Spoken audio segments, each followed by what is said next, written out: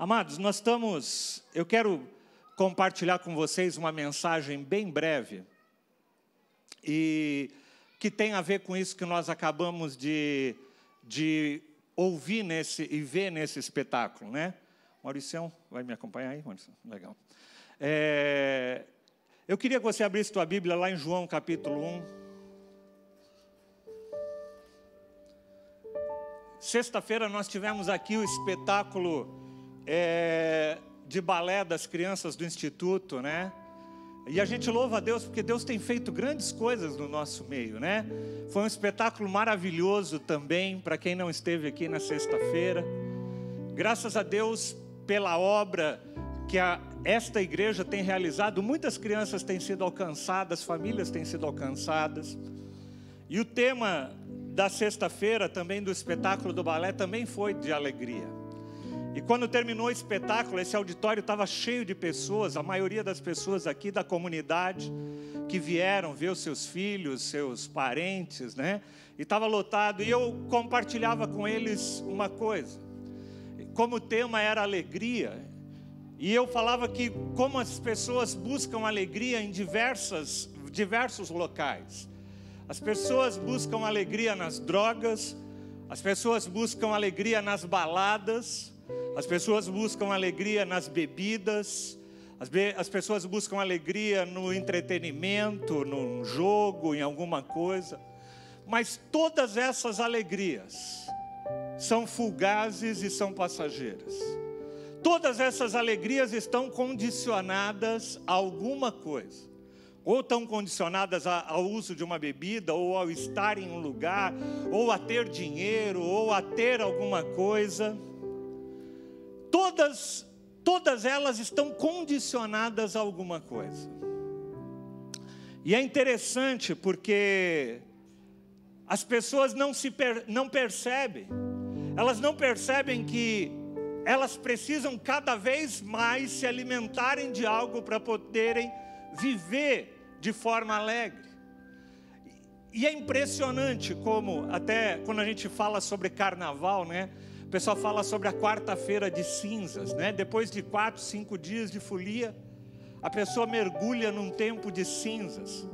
E é interessante que sempre que eu penso nisso, eu lembro do que a Bíblia fala sobre o propósito de Jesus Cristo. Por que Jesus veio? Lá em Isaías 61, antes de eu ler João, queria ir com, então, Isaías 61. A partir do versículo 1, se der para projetar aí. O Espírito do Senhor está sobre mim.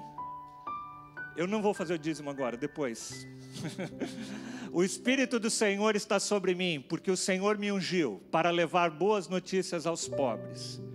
Me enviou para cuidar dos que estão com o coração quebrantado e anunciar liberdade aos que estão cativos. E libertação das trevas aos prisioneiros. Versículo 2, para proclamar o ano da bondade do Senhor e o dia da vingança do nosso Deus, para consolar aqueles que andam tristes. Essa é a missão, essa faz parte da missão de Jesus Cristo, do verbo encarnado aqui na terra. Versículo 3, diz, e a dar a todos os que choram em Sião, uma bela coroa ao invés de cinzas. Ao invés de uma quarta-feira de cinzas. A cinza no Antigo Testamento tinha esse sinal de pesar, de luto, de sofrimento.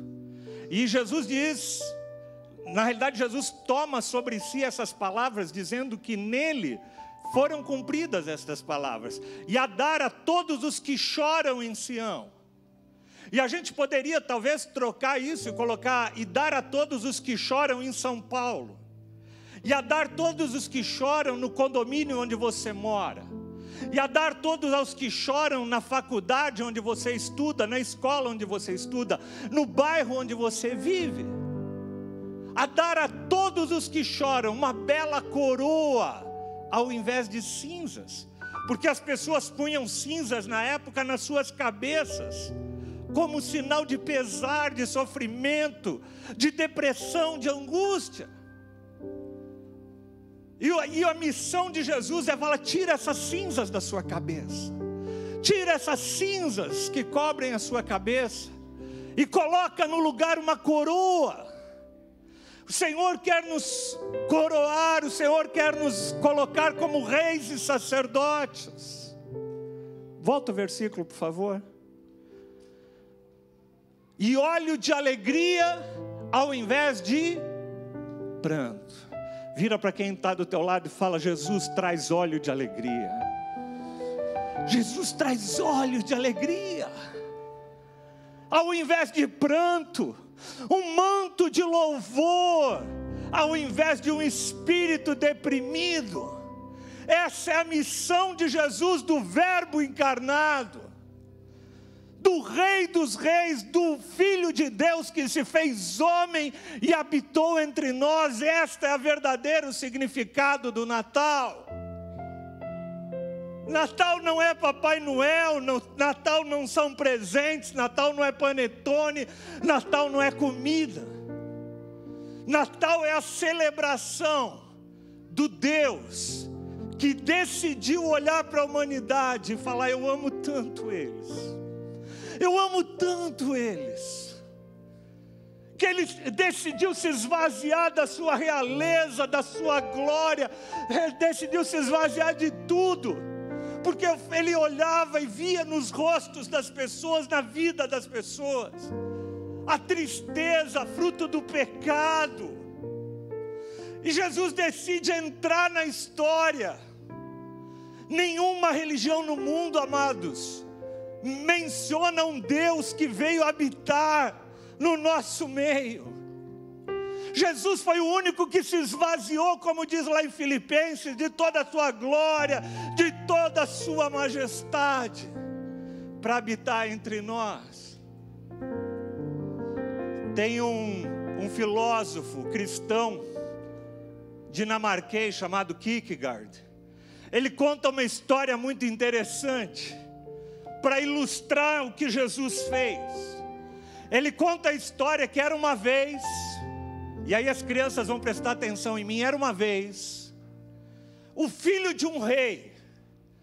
E esse filho desse rei foi-lhe dado uma missão de visitar uma das aldeias do reino do seu pai. E quando ele passava por aquela aldeia, ele viu uma moça simples, no meio daquela aldeia, e o coração dele se enamorou prontamente pela vida daquela jovem.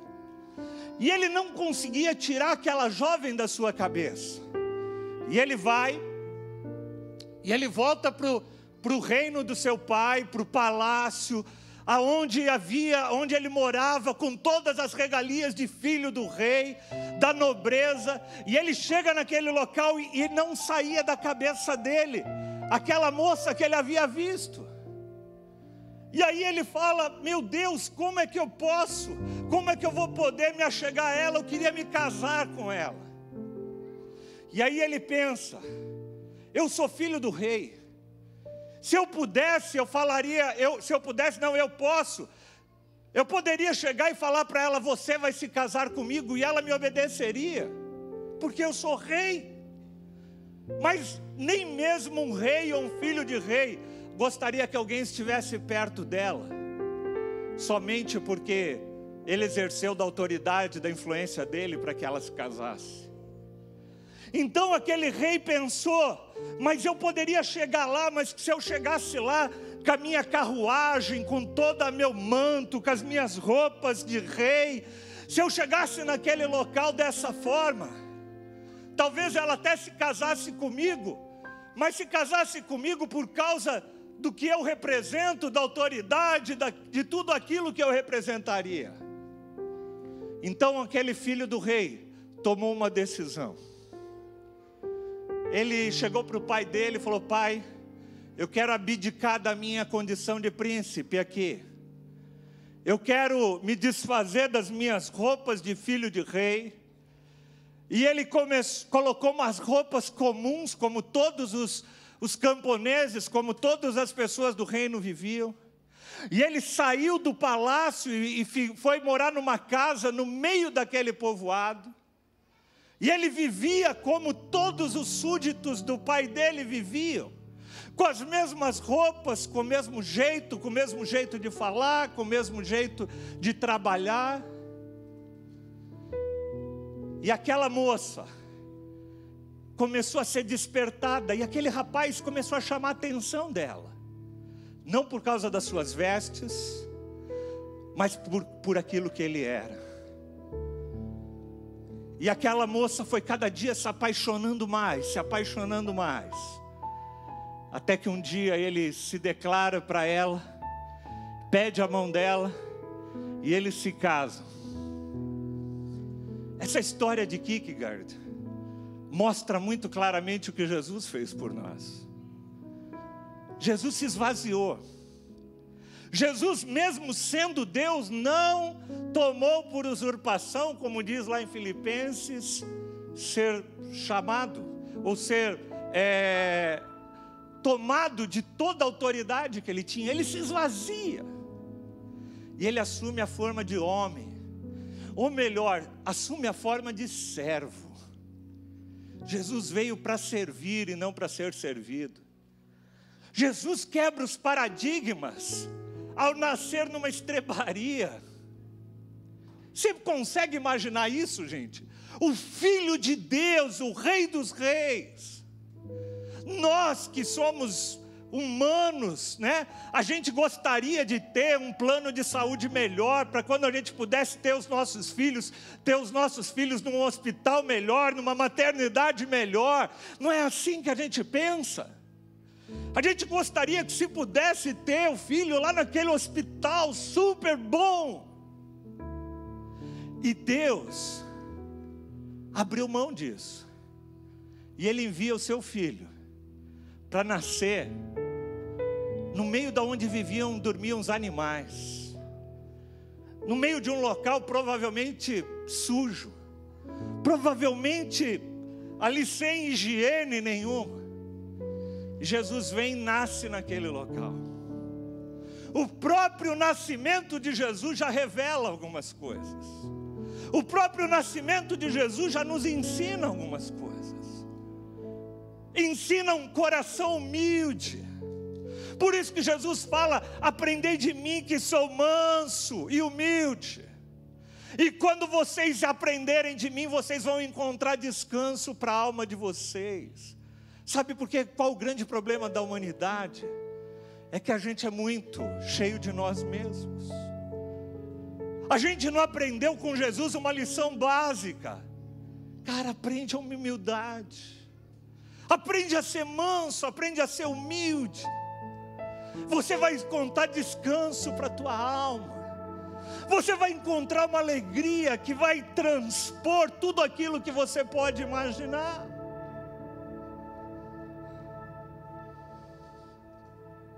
Jesus nos traz muitos ensinamentos através do seu próprio nascimento. Lá em João capítulo 1, o apóstolo João começa a carta de João de uma forma interessante. Todos os outros homens que narraram o nascimento de Jesus partem de um nascimento do ponto de vista natural e físico. Mas João narra de uma forma diferente. João diz assim: no princípio, aquele que é a palavra. Em outras traduções diz aquele que era o verbo. Ele estava com Deus. E ele era Deus. Jesus era Deus. Jesus é Deus. Ele estava com Deus. Jesus não nasceu, amados. Jesus não nasceu no dia do Natal. Jesus sempre existiu. Jesus se tornou homem no nascimento naquela estrebaria. Jesus não nasceu naquele dia. Jesus naquele dia se tornou homem. Se tornou carne. Como a gente diz muito no meio teológico, ele encarnou. Ai, pastor, negócio de encarnação, tal, né? Eu não estou falando de reencarnação. Eu estou falando de encarnação. Jesus, que era espírito, se tornou carne e habitou entre nós. Jesus sentia dor, Jesus sentia fome. Tem gente que às vezes não entende isso. Tem gente que fala, Jesus fez 40 dias de jejum porque ele era Deus, ele não sentia fome. Jesus sentia fome, tanto que o texto diz que ao final de 40 dias, ele sentiu fome. Você imagina o Filho de Deus, aquele que é Deus, assumindo uma forma para estar no nosso meio e passar fome, e passar dor, e passar tristeza. Jesus se entristeceu às vezes. A Bíblia relata momentos em que Jesus chorou. Jesus chorou quando entrou em Jerusalém. Jesus chorou quando ele entra no local onde Lázaro havia morrido. Jesus chorou. Jesus era gente, mas Jesus era Deus. Põe o versículo lá de novo, por favor. Ele era o verbo, a palavra, e ele estava com Deus e ele era Deus. Jesus não nasceu, Jesus sempre existiu. Lá em Gênesis diz assim: façamos o homem a nossa imagem, a nossa semelhança. Quem era o nosso? Por que esse pronome no plural aí, nosso? Porque era Deus, Jesus e o Espírito Santo. Ele estava criando tudo, todos os céus, a terra, as estrelas, como nós vimos aqui, as árvores, tudo. Jesus já estava lá. Jesus não tem começo e não tem fim, ele é eterno. Jesus não nasceu e Jesus não morreu. Jesus já existia antes de ser encarnado e ele continua existindo mesmo depois da morte na cruz. No princípio ele era aquele, a palavra, ele estava com Deus e ele era Deus. E no versículo 2, ele estava com Deus no princípio. Pode continuar. E todas as coisas foram feitas por intermédio dele. Sem ele, nada do que existe teria sido feito. Por isso que a gente tem batido nessa tecla. Tudo que a gente faz como igreja é por ele. Porque não é só nós como igreja, o mundo existe por ele. Sem ele, nada do que existe teria sido feito. Verso 4.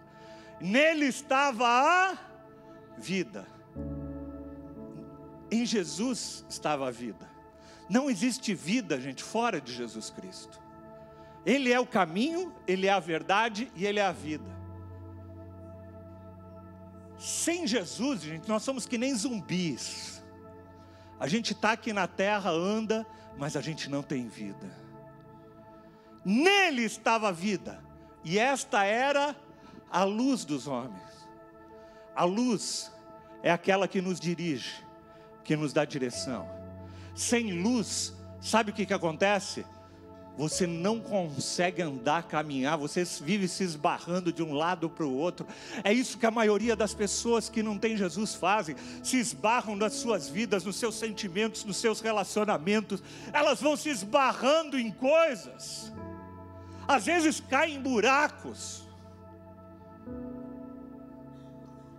A luz brilha nas trevas, e as trevas não a derrotaram. Surgiu um homem enviado por Deus, chamado João. E ele veio como testemunha para testificar acerca da luz, a fim de que por meio dele todos os homens crescem. Ele próprio não era a luz, mas veio como testemunha da luz. Estava chegando ao mundo a verdadeira luz que ilumina todos os homens. Aquele que é a palavra estava no mundo. E o mundo foi feito por intermédio dele, mas o mundo não reconheceu. As pessoas até hoje, amados, não conseguem enxergar Jesus.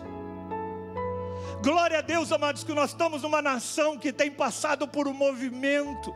Nós somos mais de 30% da população que tem conhecido a esse Deus.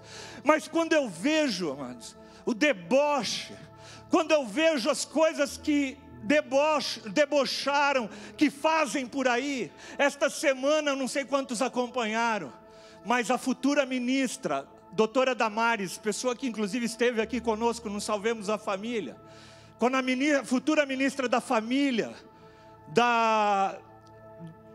dos direitos humanos, da mulher, quando essa mulher conta um testemunho dela, de como ela, após ter sido abusada na sua infância, dos 6, eu não me lembro agora a idade, mas era muito pequena, tendo sido abusada por um tio, e chegado ao ponto de querer tirar sua própria vida, porque ela não aguentava mais aquela situação. Uma criança, nessa época ela tinha acho que uns 10 anos, ela vivia sofrendo abuso há mais de 4 anos, e ela sobe numa árvore para tirar a sua vida, e naquele local ela se encontra com Jesus Cristo, e ela fala: eu vi Jesus naquele dia, eu tive um encontro com Jesus. E a partir dali a vida daquela mulher começa a mudar. É impressionante como eu, ao escutar um relato desse, me emociono, mas os repórteres, a mídia, zomba disso. Eu não sei quantos viram essa semana, pessoal fazendo memes, colocando na internet, repórteres de vários meios de comunicação ridicularizando ela, porque ela falou que subiu num pé de goiaba e teve um encontro com Jesus. Se ela tivesse subido num pé de goiaba e tivesse um encontro com o orixá, todo mundo aplaudia. Mas quando ela sobe num pé de goiaba e tem um encontro com Jesus, as pessoas escarnecem, porque as pessoas estão nas trevas e não conseguem enxergar a luz. E o nosso papel como igreja, amados, é levar a luz de Jesus Cristo a este mundo. Passa o versículo de novo, o próximo, por favor. E veio para aqueles que eram seus, mas eles não os receberam. Contudo, aos que receberam ele, aos que creram no seu nome, a esse deu-lhes o direito de se tornarem filhos de Deus. Amados, a gente vive numa cultura no nosso país onde diz que todo mundo é filho de Deus. Você já ouviu essa expressão? Todo mundo é filho de Deus. Não é o que esse texto diz. Esse texto diz assim: aos que o receberam. Receberam quem? Jesus. Aos que creram no seu nome. O receber e crer, a esse foi dado o quê? O direito de serem chamados filhos de Deus. Através de Jesus Cristo nós fomos adotados. Jesus nos adotou e botou lá na nossa certidão de nascimento: este é meu filho também. Jesus deixa de ser o unigênito, o único gerado, e passa a ser o primogênito, o primeiro filho de muitos filhos. Vira para quem está do teu lado e fala: você é um filho amado do Senhor Jesus, do Senhor Deus. Você é um filho amado do Senhor. Você é um filho amado do Senhor.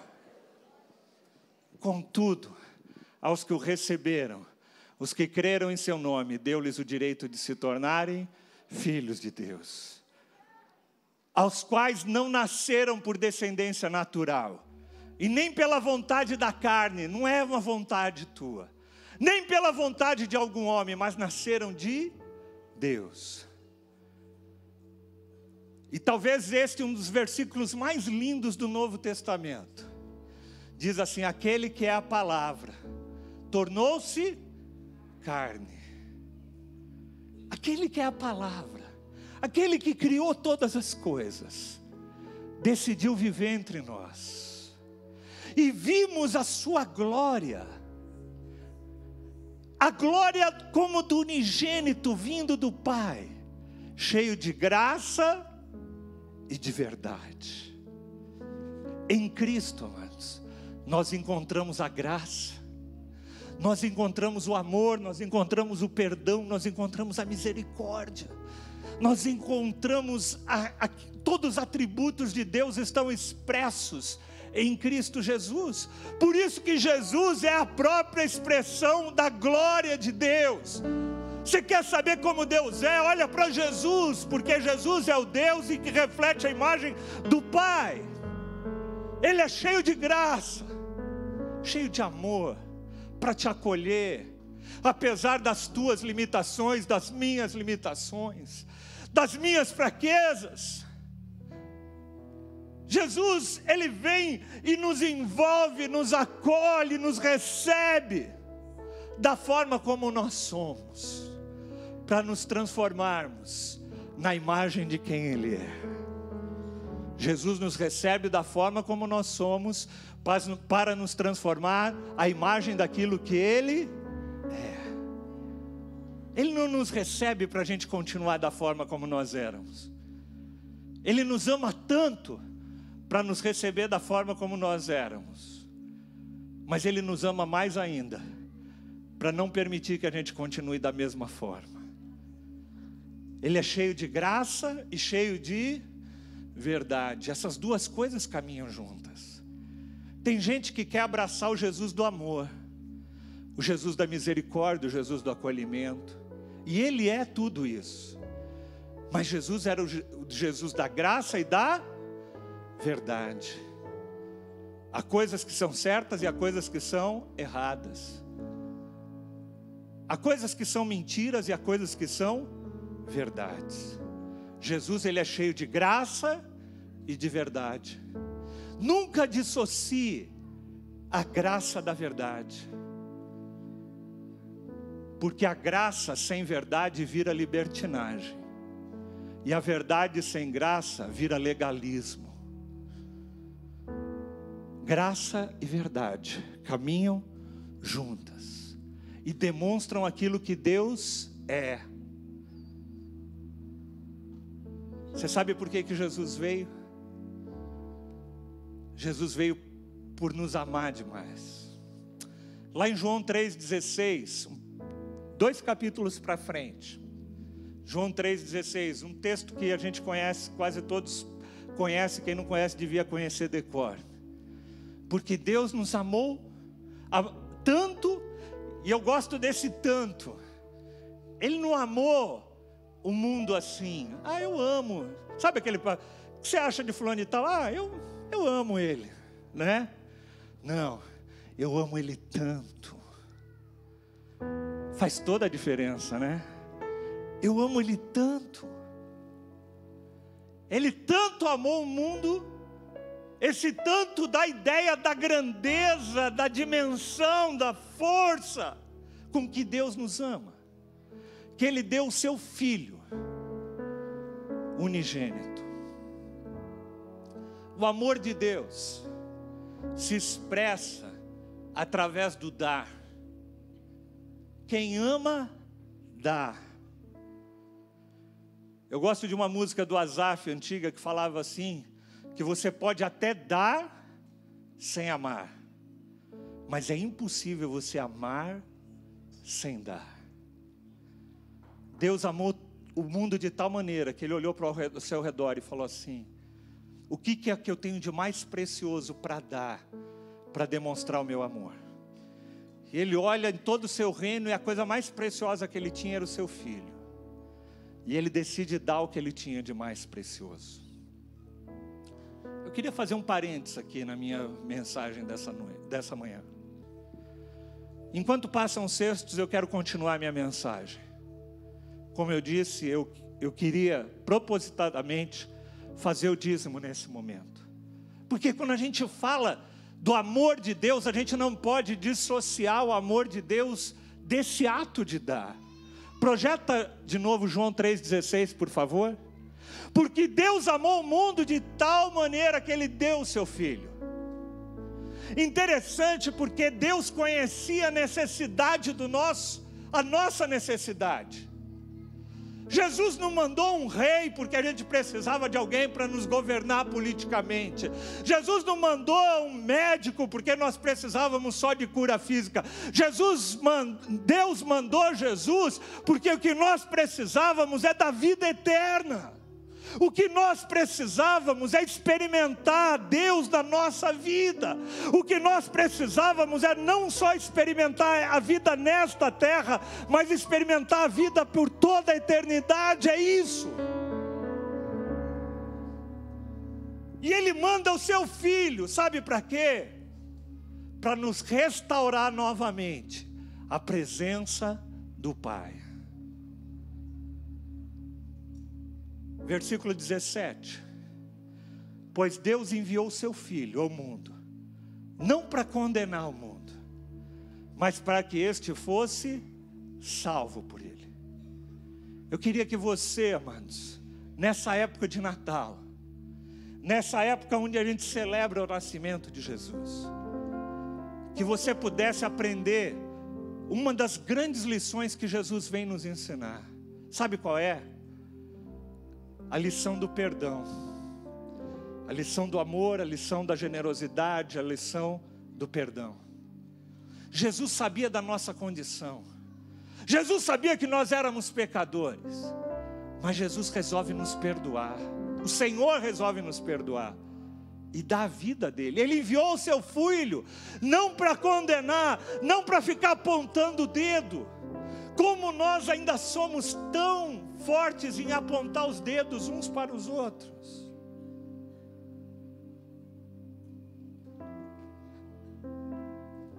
Essa época de Natal é uma época que desperta em nós, às vezes, o melhor e o pior que nós temos dentro de nós.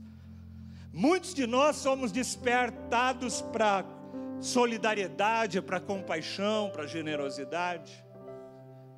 Essa época de Natal é uma época onde alguns se entristecem por causa de parentes, entes queridos que você gostaria que estivessem aqui e hoje não estão. Mas quando a gente entende a dimensão de Deus, que é muito maior que isso, mas quando a gente para também e vê que muitos são despertados, quantas famílias, gente, brigam nessa época, quantos desentendimentos há nas famílias. Eu não vou jantar na casa dele porque eu não falo com ele, eu não gosto dele, eu não quero isso, eu não aquilo. Vocês estão me entendendo? Jesus veio, e das lições do Natal que o Senhor quer nos mostrar é que Ele tinha muito mais motivos para não nos perdoar. Ele tinha muito mais motivos para que a gente não pudesse desfrutar da presença dEle. Mas Ele decidiu nos amar, nos perdoar. Que nesse Natal você possa checar o teu coração. Tem alguém que você precisa perdoar? Abre o teu coração nesse tempo. Versículo 18. Quem não crê não é condenado, mas quem não crê já está condenado, por não crer no nome do Filho do unigênito de Deus. Eu queria que neste final de ano, neste Natal, nessa época de Natal, nós estamos a pouco mais de uma semana para o Natal, você pudesse aprender as lições e viver as lições, para as quais Jesus veio e se tornou carne, e habitou entre nós, para que nós tivéssemos vida, e tivéssemos vida em abundância. Vamos ficar em pé.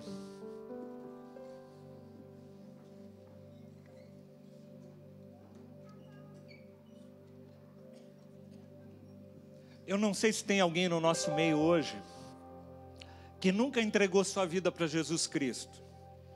Talvez você até conheça Jesus, já ouviu falar de Jesus, mas você nunca fez uma oração falando assim: Senhor Jesus, eu quero colocar a minha vida nas tuas mãos. Eu quero entregar tudo que sou e tudo que tenho nas tuas mãos. Eu reconheço que o Senhor é o único que pode perdoar os meus pecados e me dar a vida abundante e dar a verdadeira alegria. Tem alguém hoje aqui que nunca fez essa oração e quer fazê-lo hoje? Entregar a tua vida para Jesus, para que o verdadeiro Natal possa começar em você hoje. Tem alguém hoje aqui que nunca entregou sua vida para Jesus? Levanta a tua mão se tem alguém. Eu queria orar com você, de onde você estiver. Alguém que hoje quer falar: Senhor Jesus, hoje eu entendo por que o Senhor veio. O Senhor veio porque o Senhor me ama tanto. O Senhor me ama tanto. Tem alguém? Não sei se lá na galeria tem. Se não tem,